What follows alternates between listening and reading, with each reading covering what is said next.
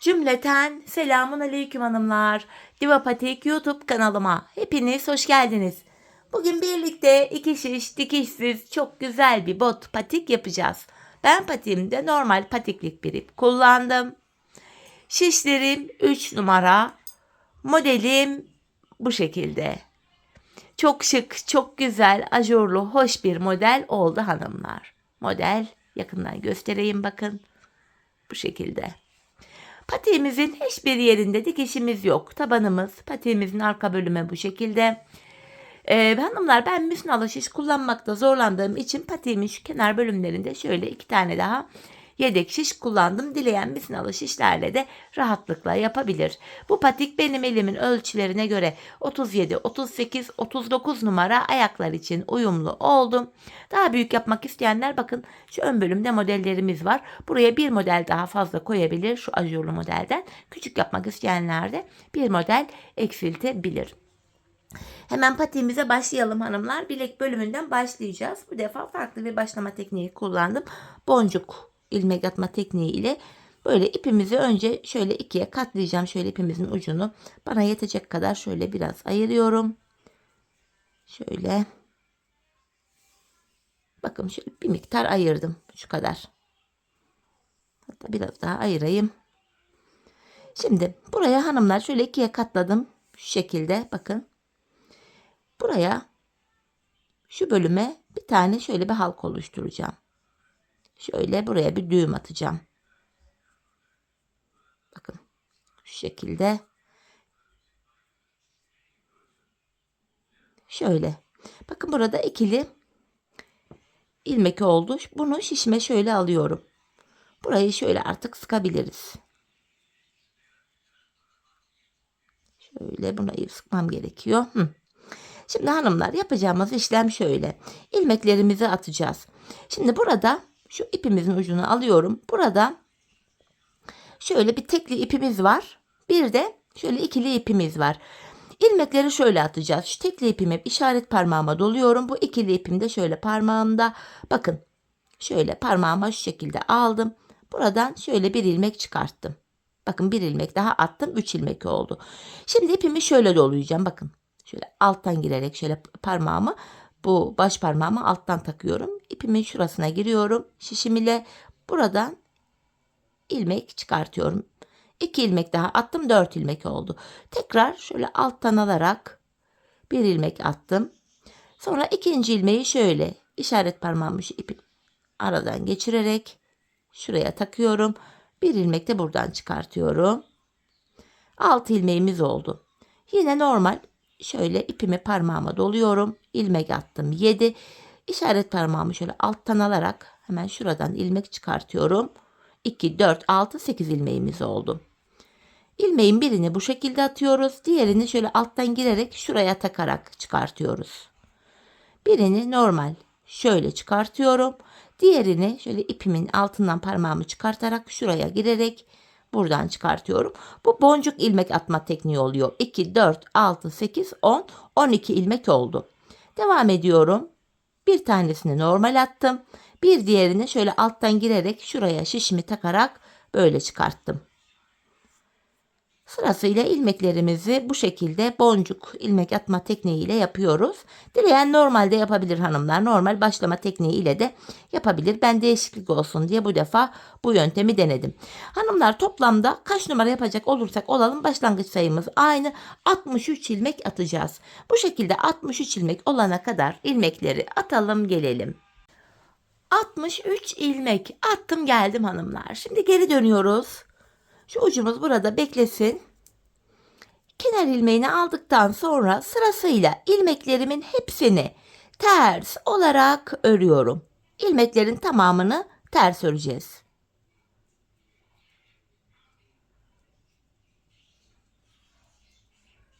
Sıra sonuna kadar ilmeklerimizi ters örelim gelelim. Sıra sonuna kadar ters ördüm. Şimdi geri dönüyorum. Ön yüzdeyiz. Ön yüzde olduğumuzu şöyle kabul ediyorum. Şu başlangıç ipi, yani şu iki katlı ipimiz eğer ki sol taraftaysa ön yüzdeyiz demektir. Bu ipin ucu biraz uzun hanımlar. Bu yüzden bir kısaltayım. Şöyle makasımı da buldum. Şöyle bir miktar ucunda bırakıp şöyle bu ipimi bir kısaltacağım. Örerken takılmasın. Hemen ajurlu modele geçeceğiz hanımlar. Bu modelimiz 10 sıradan oluşuyor. Şimdi ön yüzde modelde birinci sıramız. Kenar ilmeğimi aldıktan sonra şöyle hemen yanına bir ilmek düz ördüm. Şimdi modelimizi yapıyoruz. İpimi şişime doladım. Yani artırma yapıyorum. Ajur yapıyorum. 4 ilmek ters öreceğim. 1, 2, 3, 4. 4 ilmek ters ördüm. Şimdi ortada 3 ilmeği tersten keseceğiz hanımlar. İlmeklerin yönü düzgün olmadığı için benim şöyle düzeltiyorum. Bu 3 ilmeğimin 3'ünü tersten kesiyorum şöyle. Tekrardan yanına 4 ilmek ters öreceğim. 1, 2, 3, 4. Ve tekrar ipimi şişime doladım. Ortada üçlü kesim yaptık. Yanlara birer ajur yaptık. Böylece tekrardan ilmek sayısı eşitlendi. İpimi şişime doladım. Model arasında bir ilmek düzüm var. Düzümü ördüm. Tekrar hemen ikinci modeli yapacağım. Yine ipimi şişime bir kere doluyorum. 4 ilmek ters örüyorum. 1, 2, 3, 4. Ortada üçlü ilmeği tersten kesiyorum. İlmeklerin yönünü düzelttim. Üçünü tersten kestim. Tekrardan hemen yanına 4 ilmek daha ters örüyorum. 1, 2, 3, 4 ve tekrar ipimi şişime doladım. Ortada kestiğimiz ilmekleri burada tekrar yerine koymuş oluyoruz ajur yaparak. Şimdi araya bir düz ilmek örüyorum. Hemen 3. modeli yapacağım. Tekrar ipimi şişime doladım. 4 ilmek ters örüyorum. 2, 3, 4. Ortada üçlü ilmeği tersten keseceğim. Bu şekilde. Ve tekrar hemen yanına 4 ilmek daha ters örüyorum. 2, 3 ve bir tane daha ters öreceğim. 4. Hemen ipimi şişime bir kere doladım. Ajurumu yaptım. Araya bir ilmek düz ördüm. 4. modeldeyim. Yine ipimi şişime doladım. Yani ajur yaptım. 4 ilmek ters örüyorum. 3, 4. Tekrar ortada üçlü ilmeği tersten kesiyorum. Şöyle ilmeklerimin yönünü düzelttim. Bu 3 ilmeğimi tersten kesiyorum. Yanına 4 ilmek ters örüyorum. 2, 3, 4 ve tekrar ipimi şişime doladım. 5. ve sonuncu modeli yapacağız. Araya bir ilmek düz ördüm. Tekrar ipimi şişime doluyorum. 4 ilmek ters. 2, 3, 4. Ortada üçlü kesim yapacağım. Şöyle bu 3 ilmeğimin 3'ünü tersten kesiyorum. Tekrar 4 ilmek ters örüyorum. 2, 3 ve 4. Hemen buraya da ajurumu yaptım. İpimi şişime doladım. Kalan 2 ilmeğimi düz örüyorum. Ön yüzde modelimizin birinci sırasını tamamladık hanımlar.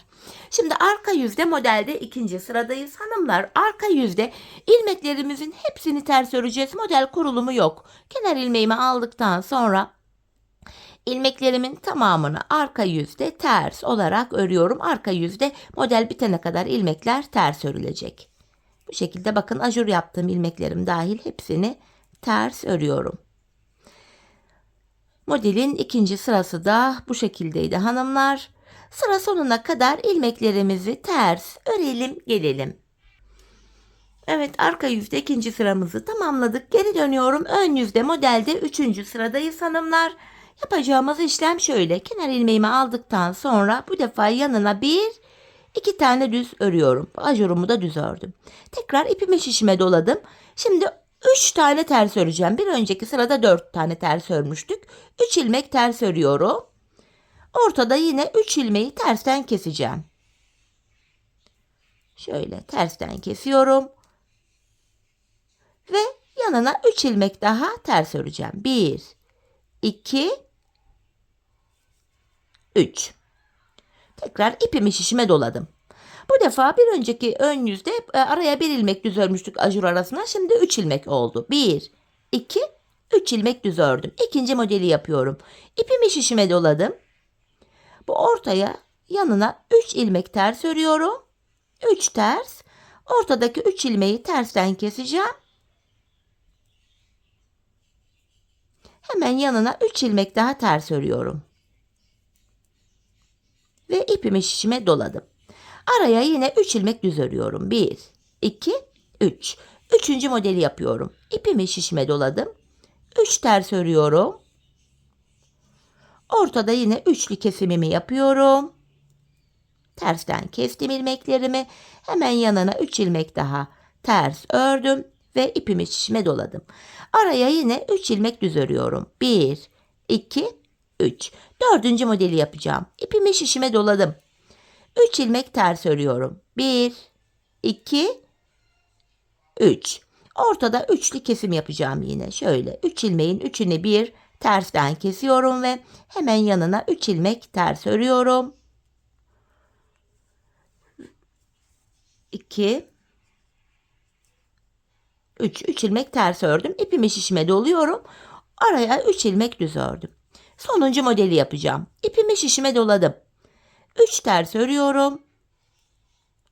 Ortadaki 3 ilmeği yine tersten kesiyorum. Hemen yanına 3 ilmek daha ters örüyorum ve ipimi şişime doladım. Kalan 3 ilmeğim düz. Üçüncü sıramızı da tamamlamış olduk. Şimdi geri dönüyorum hanımlar. Arka yüzde 4. sıradayız.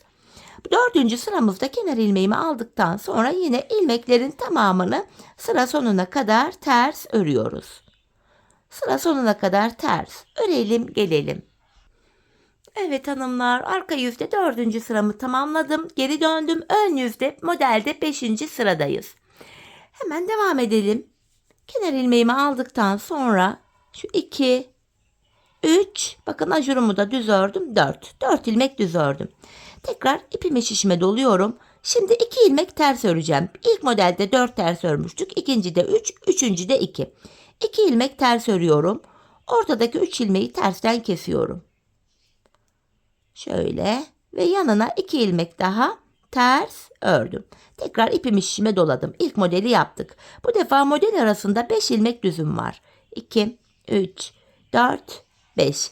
İkinci modeli yapacağım. İpimi şişime doladım. 2 ters örüyorum. Ortada üçlü ilmeği kesiyorum tersten. Ben ilmeğimi kaçırdım. Şöyle tekrar alayım. Ortadaki 3 ilmeğimizi tersten kesiyoruz hanımlar. Ve hemen yanına 2 ilmek daha ters ördüm. İpimi şişime doluyorum. Arada 5 ilmek düz var. 2, 3, 4, 5. Üçüncü modeldeyim. İpimi şişime doladım. 2 ters örüyorum. Ortada yine üçlü kesim yapacağız. 3 ilmeğimi tersten kestim ve hemen yanına 2 tane daha ters ördüm. Tekrar ipimi şişime doladım. Araya 5 ilmek düz örüyorum. 4, 5. Yine ipimi şişime doladım. 4. modeldeyim. 2 ters örüyorum. Yine ortada üçlü ilmeği tersten kesiyorum. Şöyle yanına 2 ilmek ters ördüm. İpimi şişime doluyorum. Arada 5 ilmek düzüm var. 1, 2, 3, 4, 5. İpimi şişime doladım. Sonuncu modeli yapıyorum. 2 ters örüyorum. Ortada yine üçlü kesimimizi yapıyoruz. Yanına 2 ilmek daha ters ördüm ve ipimi şişime doluyorum. Kalan 4 ilmeğimi düz olarak örüyorum. Ön yüzde 5. sıramızı da tamamladık hanımlar. Ördükçe zaten modelimiz kendini gösterecek. Tekrar geri döndüm. Arka yüzde 6. sıradayım. Kenar ilmeğimi aldıktan sonra ilmeklerin tamamını sıra sonuna kadar ters örelim gelelim. Evet hanımlar, tekrar ön yüzde ve modelde 7. sıradayız. Şeklimizde görünmeye başladı iyice. 7. sıramızda yapacağımız işlem şöyle. Kenar ilmeğimi aldıktan sonra şu 2, 3, 4, 5 ilmek düz ördüm. İpimi şişime doluyorum. Şimdi bir ilmek ters örüyorum. Ortada üçlü kesim yapacağım.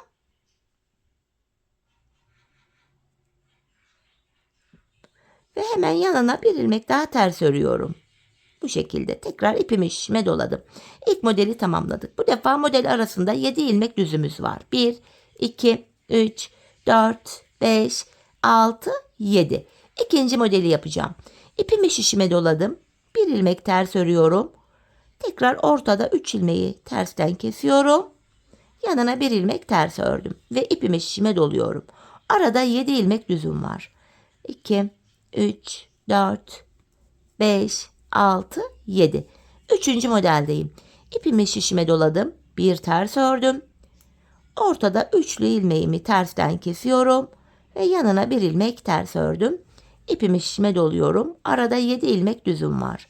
3, 4, 5, 6, 7.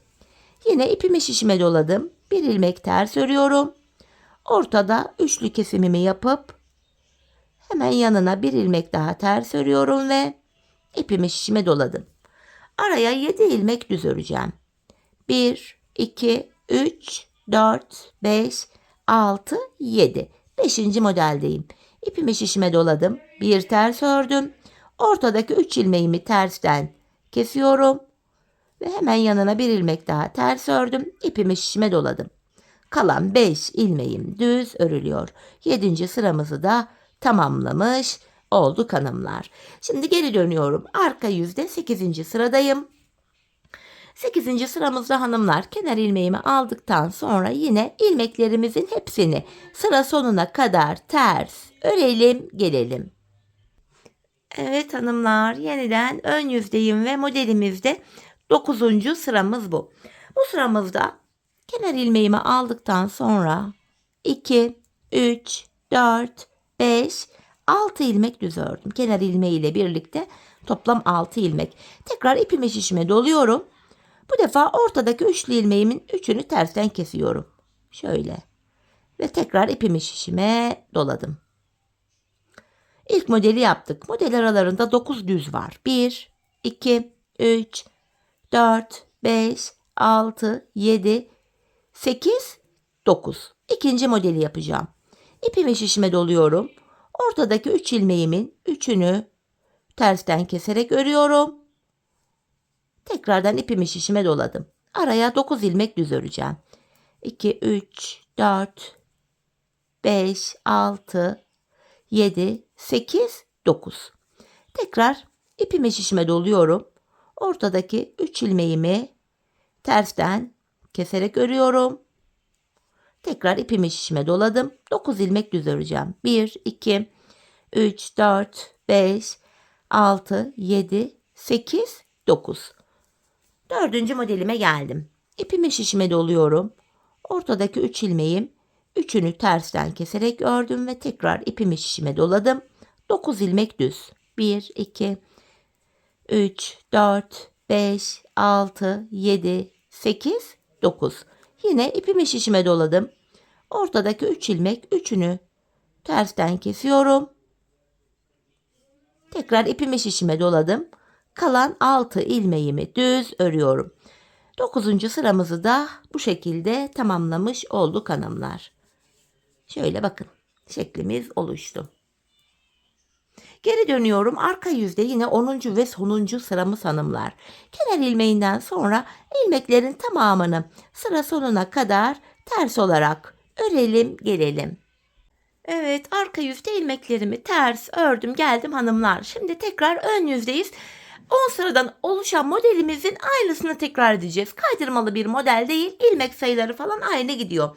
İlk modeli nasıl yaptıysak ikinciyi de aynı şekilde yapacağız. Kafanız karışmasın diye bu ilk sırayı sizlere göstereceğim. İlk modelin 1. sırasında ne yapmıştık? Kenar ilmeğini aldık, ikinci ilmeğimizi düz örmüştük. İpimi şişime doladım. İlk modelimi yapıyorum. 4 ilmek ters örüyorum. 3 ve 1 ilmek daha ters ördüm. 4. Ortada yine üçlü bir kesim yapacağım. İlmeklerimi tersten kesiyorum. Tekrardan 4 ilmek ters örüyorum. 1, 2, 3, 4. İpimi şişime doladım. İlk modeli tamamladık. Model arasında bir ilmek düzümüz var. Bir düzümü ördüm. Tekrar ipimi şişime doladım. İkinci modelimi yapıyorum. 4 ilmek ters. 2, 3, 4. Ortada yine üçlü bir kesim yapıyorum. Tersten kesiyorum 3 ilmeğimi. Yanına yine 4 ilmek ters örüyorum. 2, 3, 4. Yeniden ipimi şişime doladım. İkinci modeli yaptık. Model arasında bir ilmek düz ördüm. Üçüncü modeli yapacağım. Tekrar ipimi şişime doladım. 4 ilmek ters örüyorum. 1, 2, 3, 4. Ortada yine üçlü bir kesim yapıyorum. Şöyle 3 ilmeğin 3'ünü tersten kestim ve hemen yanına 4 ilmek ters örüyorum. İpimi şişime doladım. Arada bir düz ilmeğim var. 4. modelimi yapacağım. İpimi şişime doladım. 4 ters örüyorum. 2, 3, 4. Ortada üçlü bir kesim yapıyorum.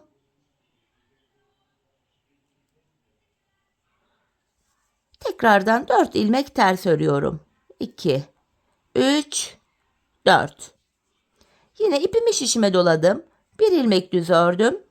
Tekrar ipimi şişime doluyorum. Sonuncu modelimi yapacağım.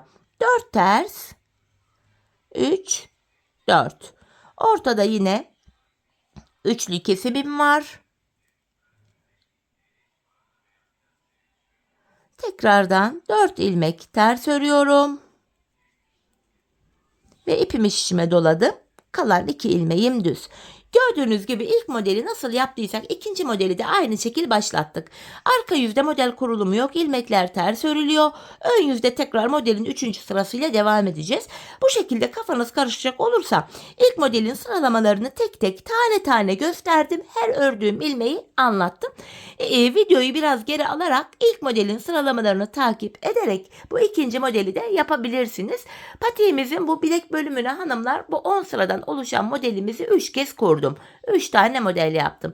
Bu bölüme toplamda 3 tane modelimizi yapalım, ardından buluşalım. Evet hanımlar, toplamda 3 tane modelimi bu şekilde yaptım ve geldim. Patiğimizin bilek bölümünü tamamladık. Şimdi yanları ve orta bölümü ayıracağız. Şişimizde 63 ilmeğimiz vardı hanımlar. Yanlara 22'şer ilmek ayıracağız şu kenarlara. Orta bölümü 19 ilmek olarak yapacağız. Öncelikle bu ilk 22 ilmeğimi öreceğim. Burada artık yedek şişlerime geçeceğim hanımlar. Kenar ilmeğim ile birlikte toplam 22 ilmeğimi düz örüyorum. 3, 4, 5, 6, 7, 8, 9, 10, 11, 12, 13, 14, 15, 16, 17, 18, 19, 20, 21, 22. Bu 22 ilmek burada bekleyecek. Şimdi patiğimizin şu orta bölümüne tekrar bir adet desen yapacağız hanımlar. Şöyle tek model halinde bu deseni devam ettireceğiz. Hemen bir diğer yedek şişimi aldım. Şimdi ilk 4 ilmeğimi düz örüyorum. Modelde birinci sıramızı yapıyoruz hanımlar. Hemen modelimize başlıyoruz. İlk 4 ilmeği düz ördükten sonra tekrar ipimi şişime doluyorum. 4 ilmek ters örüyorum.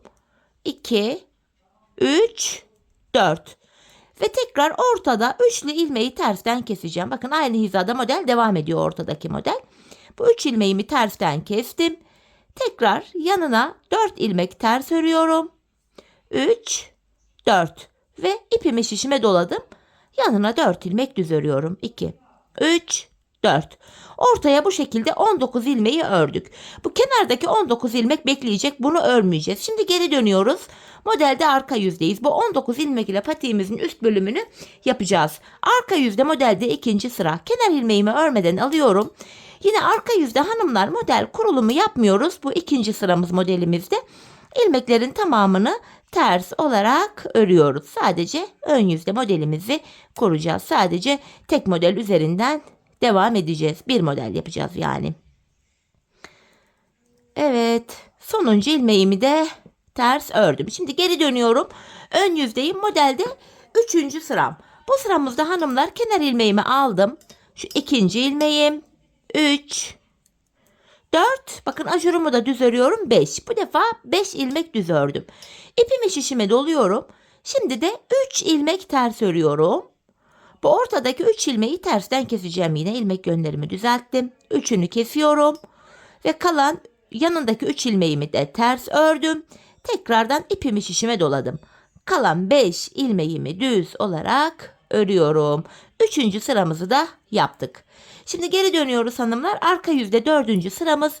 Yine bu 4. sıramızda arka yüzde ilmeklerimizi ters örelim gelelim. Evet, arka yüzde ilmeklerimi ördüm. Şimdi tekrar ön yüzdeyiz. Modelde 5. sıramız hanımlar. Kenar ilmeğimi aldım. 2, 3, 4, 5, 6 ilmek düz ördüm.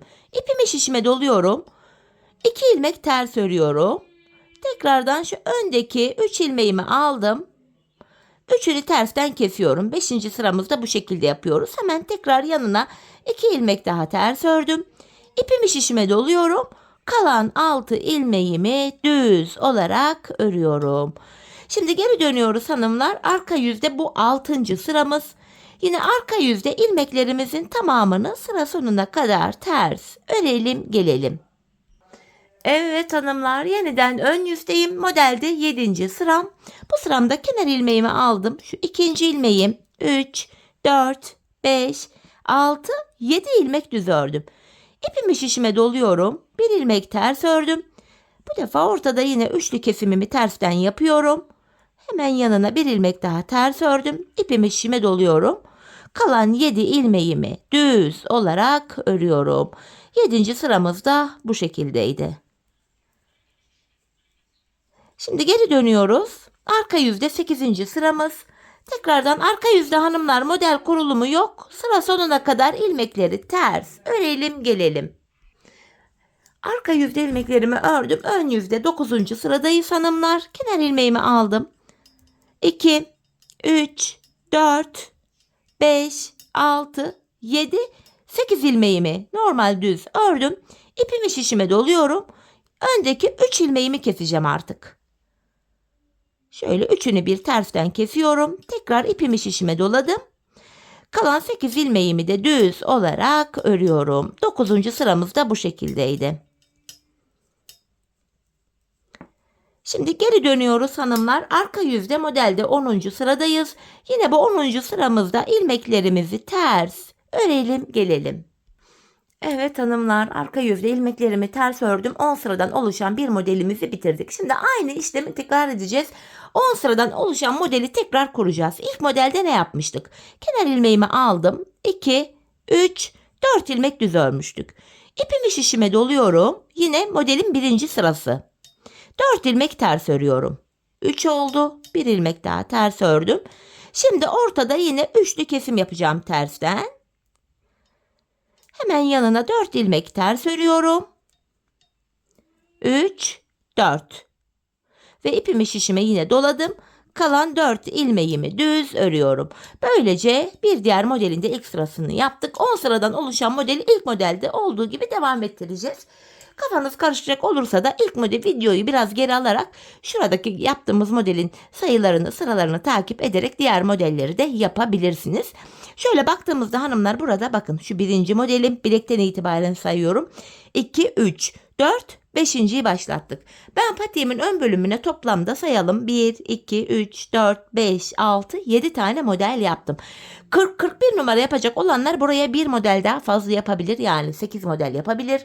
35-36 numara yapacağım diyenler varsa da bir model eksik, yani 6 model olarak yapabilirler. Patiğin boyutu burada belirlenecek. Dediğim gibi ben 7 model yaptım. Benim ölçüme göre tam oldu. Şimdi hep birlikte hanımlar patiğimizin bu ön bölümünü de tamamlayalım. Ardından buluşalım. Evet hanımlar, buraya toplamda 7 adet modelimi tamamladım geldim. Şimdi burada haroşa örgü yapacağız hanımlar. İlmeklerimizi ben hem ön hem arka yüzde düz örgü örerek haroşalarımı elde ediyorum. Şimdi ön yüzdeyim. Şişimizde 19 ilmeğimiz var. 19 ilmeğin tamamını sıra sonuna kadar örelim gelelim. Evet, ilmeklerimi ördüm hanımlar. Şimdi geri dönüyorum. Arka yüzdeyim. Arka yüzde de yine kenar ilmeğimi aldıktan sonra ilmeklerimizin hepsini yine haroşa olarak örüyoruz. Böylece bir diş haroşamız düşüyor. 19 ilmek ile. Ön yüzde burun kesimlerine de başlayacağız hanımlar. Sonuncu ilmeğimi de ördüm. Şimdi tekrar geri dönüyorum. Ön yüzdeyim. Hemen şöyle bir ipimi şuradan kurtarayım. Şimdi burun kesimlerimize başlıyoruz. Öncelikle kenar ilmeğimi aldıktan sonra hemen öndeki 2 ilmeğimi keserek ördüm. İlk kesimimi yaptım. Şimdi son 3 ilmek kalana kadar ilmeklerimi yine haroşa örüyorum. Son 3 ilmeğim kalana kadar. Bu şekilde bakın, son 3 ilmek kaldı. Burada da yine öndeki 2 ilmeğimi kestim. Kalan ilmeğimi, bir ilmeğimi ördüm. 2 ilmek kestik. Şişimizde 17 ilmek kaldı. Şimdi geri dönüyorum. arka yüzdeyiz hanımlar. Arka yüzde kesim yapmıyoruz. İlmeklerin tamamını normal haroşa olarak örüyoruz. Kesme işlemini sadece ön yüzde yapıyoruz hanımlar. Sıra sonuna kadar ilmeklerimizi bu şekilde ördük. Tekrar geri döndüm. Ön yüzdeyim. Kesimlere devam edeceğim. Kenar ilmeğimi aldım. Hemen öndeki 2 ilmeği keserek örüyorum. Şimdi tekrar son 3 ilmeğim kalana kadar öreceğim.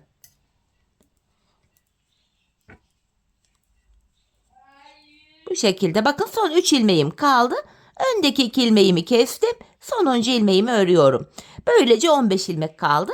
Tekrar geri döndüm. Arka yüzde 15 ilmeğimizi normal haroşa yani düz örüyoruz. Kesme işlemi yapmadan. Ön yüzde kesim yaptık. Arka yüzde ilmeklerimizi haroşa ördük. Tekrar geri dönüyorum. Son kez kesim yapacağız. 13 ilmek kalacak artık. Kenar ilmeğimi aldım. Öndeki 2 ilmeğimi örüyorum. Şimdi son 3 ilmeğim kalana kadar ilmeklerimi öreceğim.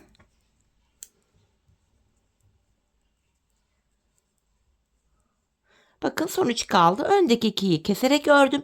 Yanındaki bir ilmeğimi düz ördüm. Tekrar geri dönüyorum. Arka yüzde 13 ilmeğimi normal haroşa örüyorum. Böylece patiğimizin burun kesimini de tamamladık hanımlar. Şimdi tekrar geri dönüyoruz. İpimi şöyle aradan çıkartıp karşıda bıraktım. Şimdi yapacağımız işlem şu. Bu ipimi burada kesiyorum. Şöyle düğüm atacak kadar kestim. Şuradan kenarlarına başlayacağız hanımlar. Yine misinalı şişi olanlar aynı şişle devam edecekler. Burayı örerken ön yüzde ilmeklerimizi hemen örerek gelmiştik. Hemen şu kenardan başlayarak ilmeklerimizi çıkaracağız. İpimi hemen buraya ekleyeceğim. Yandan kenar ilmek yerlerine ilmeğin 2 kanadına birden girerek bakın hemen şuralardan ilmekler çıkartıyorum. Şişime takıyorum. Bakın sırasıyla. Kenar ilmek yerine ilmeğin 2 kanadına birden girip ilmeğimi çıkarttım. 2 ilmek oldu. Hemen şu ipimizin ucunu düğümleyeceğim hanımlar. Patiğimiz sökülmesin diye. Şöyle buraya düğümümü attım. Yan kenar ilmek yerlerine girerek ilmek çıkartmaya devam ediyorum. Şu 3. ilmeğim. Şu 4. ilmeğim. Şu 5. ilmeğim. Şu 6. ilmeğim. 7. Bu şekilde ben şu burun kısmına kadar hanımlar 24 ilmek çıkarttım. Siz şuraya bir model fazla yaptıysanız ilmek sayınız benimkinden fazla olacaktır. Bir model eksik yaptıysanız ilmek sayınız benimkinden bir miktar eksik olacaktır. Bu sayılarda ben burun kısmına kadar 24 ilmek çıkarttım. Burun kısmına kadar ilmeklerimizi çıkartalım, gelelim. Evet hanımlar 24 ilmeğimi çıkarttım burun kısmına kadar. Şimdi burun kısmındaki 13 ilmeğimi öreceğim. Yine haroşaya devam ediyoruz burada. İlmeklerimi düz öreceğim. İlk 2 ilmeğimi ördükten sonra hemen şu ucuna da bir düğüm atacağım. Burun kısmındaki ilmekleri de örüyoruz. Misinalı şiş kullananlar aynı şişle örmeye devam edecekler. Hemen şöyle buraya 13 ilmeğimi atıyorum. Bu şekilde devam edeceğim. 13 ilmeğimi öreceğim. Sonra da diğer kenardan ilmekler çıkaracağım yine. Evet diğer kenarına geçtim.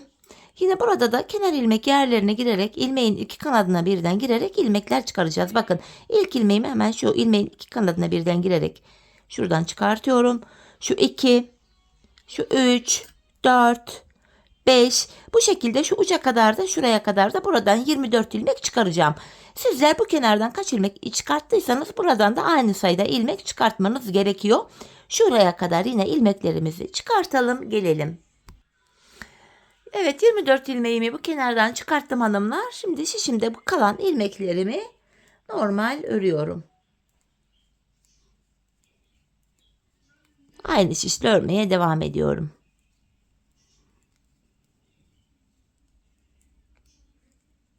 Burada toplamda hanımlar artık 46 ilmeğimiz oldu.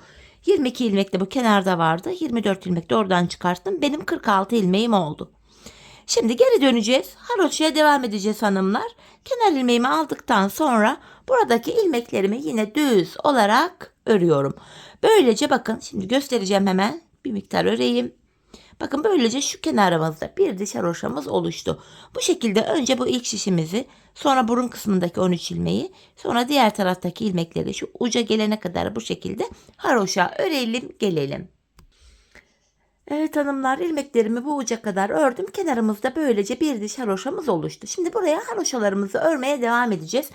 Tekrar ön yüzdeyiz. İlmeklerimizi düz öreceğiz. Şu uca gelene kadar diğer uca. Tekrar arka yüzeyini düz öreceğiz. Bu uca geleceğiz. 2 diş haroşa olacak. Bu kenarımızda hanımlar, bakın hemen modelde göstereyim. Bu kenar bölümde toplam 6 diş haroşa olana kadar ben buraya devam ettim. Hanımlar, patiği 40-41 numara yapacak olanlar buraya 6 değil de 8 diş haroşa örebilir. 8 sıra. 35-36 numara yapacağım diyenler varsa da 4 sıra haroşa örebilirler. Yeterli olacaktır. Ben 6 sıra haroşa ördüm toplamda. Şimdi bu kenardaki haroşalarımızı örelim, ardından buluşalım. Evet hanımlar, patiğimin şu kenar bölümüne bakın 6 sıra haroşamı ördüm geldim. Şimdi burundan başlayarak taban kesimini yapacağız hanımlar. Öncelikle bakın bu kenarda ilk şişimizdeyiz. Buradaki ilmeklerimizi hanımlar, bu burun kısmına kadar olan şu ilk şişteki ilmekleri örelim gelelim. Evet, bu ilk şişteki ilmeklerimi ördüm. Burun kısmına geldim. Burada 13 ilmek vardı. Bu 13 ilmek ile taban kesimlerimizi yapacağız hanımlar. Buradaki 12 ilmeği öreceğiz. 13. ilmekte kesimi yapacağız. Buradaki ilk 12 ilmeğimi örüyorum. Yani ortada 13 ilmeğim vardı. Son bir ilmek kalana kadar öreceğim. Bakın bu 13. yani sonuncu ilmeğimi örerken şu kenardan da bir ilmek alıyorum. İkisini keserek örüyorum. Kesimden sonra geri döndüm. Bu taban bölümde ipimiz hep karşıda olacak ve ilk ilmeği örmeden alacağız. Tekrardan ilk 12 ilmeğimi örüyorum. Haroşaya devam ediyoruz buralarda. 12'yi ördüm. 13. ilmekte kenardan da bir ilmek aldım. İkisini bir keserek örüyorum. Kesimden sonra tekrar geri döndüm. Yine ipim karşıda, ilk ilmeğimi örmeden alıyorum. Aynı işlemi yapacağım hanımlar. Patiğimizin tabanı 13 ilmek ile bu şekilde örülecek. 12 ilmeği öreceğiz. 13. ilmekte kesimimizi yapacağız. Bakın yine burada 13. ilmeğim. Yandan da bir ilmek aldım. İkisini kesiyorum. Tekrar kesimden sonra geri döndüm. Yine ilk ilmeğimi örmeden aldım. Tekrar tabanımda son bir ilmek kalana kadar öreceğim. Yani 12 ilmeğimi öreceğim. 13. de kesimimi yapacağım.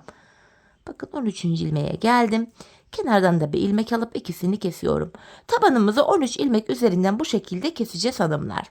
Biz bu kesme işlemine sağ ve sol şişimizde yanlarda 5'er ilmek kalana kadar devam edeceğiz. Kenarlarda 5'er ilmek kalana kadar tabanımızı sizlere anlattığım gibi örelim gelelim. Evet hanımlar, bu yanlarda 5'er ilmeğim kalana kadar tabanımı 13 ilmek olarak ördüm geldim. Şimdi şu 5 ilmeğimi bir şişime alacağım. Tekrardan kesimlerimizi yapacağız. Şimdi burada 13 ilmek vardı tabanda.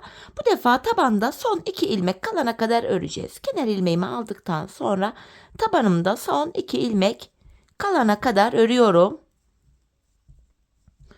Bu 2 ilmek ile yandan da bir ilmek aldım. Üçünü bir kestim. Şimdi kenarda 4 ilmek kaldı. Şimdi geri dönüyorum. Tekrar tabanımda şu 5 ilmek hariç tabanda son 2 ilmek kalana kadar öreceğim. İpim karşıda, ilk ilmeği örmeden aldım.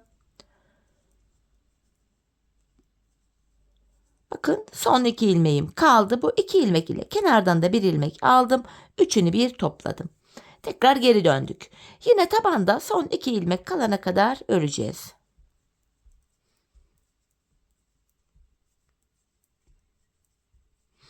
Yine bu 2 ilmek ile yandan da bir ilmek aldım. Üçünü bir topladım. Geri dönüyorum. Tekrar ipim karşıda, ilk ilmeği örmeden aldım. Yine tabanda 2 ilmeğim kalana kadar örüyorum. Bu 2 ilmek ile yandan da bir ilmek aldım. Üçünü topladım. Geri dönüyorum hanımlar. Yanlarda 3'er ilmeğimiz kaldı. Şimdi tekrar tabanda 2 ilmek kalana kadar öreceğim. Bu 2 ilmek ile yandan da bir ilmek alıyorum. Üçünü kestim. Geri dönüyorum yine. İpim karşıda, ilk ilmeğimi aldım. Tabanda yine 2 kalana kadar öreceğim. Bu 2 ilmek ile kenardan da bir ilmek aldım. Üçünü bir kestim. Yanlarda ikişer ilmeğimiz kaldı. Bakın topuğumuz şöyle oval bir görüntü aldı bu şekilde. Tekrardan tabanımda 2 ilmek kalana kadar örüyorum. Bu 2 ilmek ile kenardan da bir ilmek aldım. Üçünü bir ördüm. Yine geri dönüyorum. Aynı işlemi yapacağım. Tabanımda 2 ilmeğim kaldı. Bu 2 ilmek ile kenardan da bir ilmek aldım. Üçünü kestim. Yanlarda birer ilmeğimiz kaldı. Tekrar tabanımda 2 ilmek kalana kadar ördüm.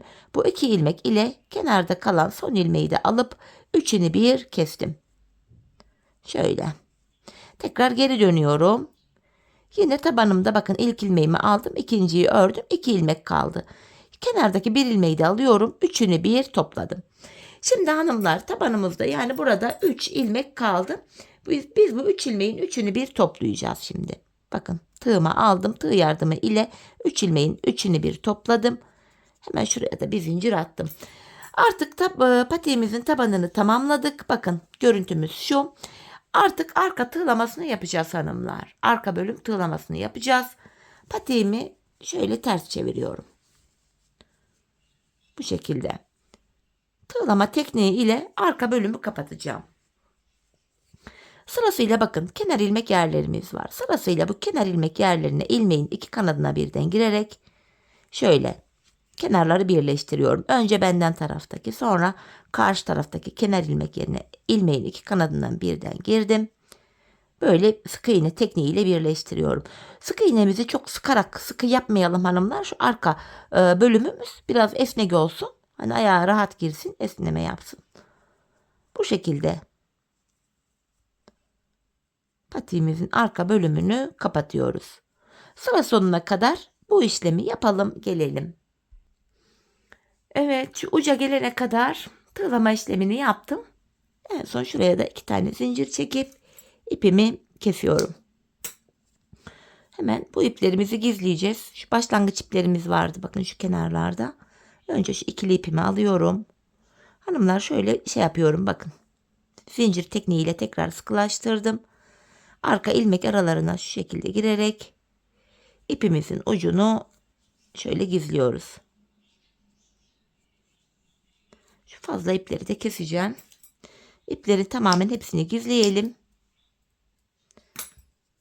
Şu diğer ucumuz vardı. Yine şu ucumuzu da alıyorum. Önce bir zincir tekniğiyle tekrar sıkıladım.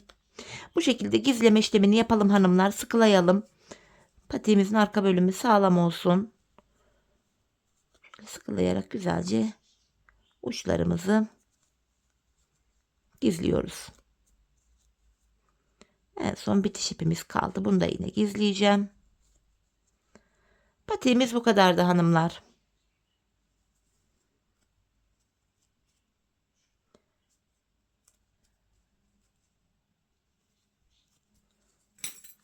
Hemen çeviriyorum. Bakın patiğimizin arka bölümü şöyle. Gördüğünüz gibi. Topuğumuz. Bakın şöyle yandan duruş hemen düzelteyim. Görüntüsü bu şekilde. Çok güzel. Çok şık oldu hanımlar. Dantel gibi görüntüsü var. Hemen manken ayağıma da giydireyim. Birlikte patiğimizin ayaktaki duruşuna da bakalım. Ben çok beğenerek, çok severek yaptım. Umarım sizler de patiğinizi benimle birlikte beğenerek, severek yaparsınız. Yapacak olanlara da şimdiden kolay gelsin diyorum. Evet hanımlar, patiğimizin ayaktaki duruşu da bu şekilde. Bakın önden duruşu. Diğer kenarımız, tabanımız, topuğumuz. Model bu. Evet hanımlar, yine birlikte güzel bir modelin daha sonuna geldik. Umarım sizlere faydalı, hoş bir video olmuştur. Yeni modellerde, yeni videolarda buluşmak dileğiyle. Şimdilik hoşça kalın, sağlıcakla kalın.